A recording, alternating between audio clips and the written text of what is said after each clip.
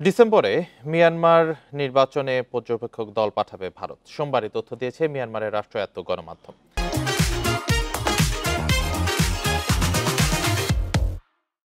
Reuters বলছে, দিল্লি এমন একটি নির্বাচনের প্রতি সমর্থন দিল যাকে এরই মধ্যে নির্বাচনের ভান বলে উপহাস করেছেন সমালোচকরা।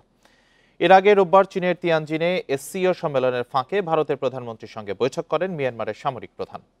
এ সময় মিন অং হ্লাইং এর গণতন্ত্র ফেরানোর উদ্যোগকে স্বাগত জানিয়ে প্রয়োজনীয় সহায়তার প্রতিশ্রুতি দেন মোদি। মিয়ানমারের গণমাধ্যম জানিয়েছে, বৈঠকে দুদেশের সীমান্ত অঞ্চলে শান্তি ও স্থিতিশীলতা নিশ্চিতের পদক্ষেপ এবং বাণিজ্য, বন্ধুত্ব ও সহযোগিতা বাড়ানো নিয়ে আলোচনা হয়েছে।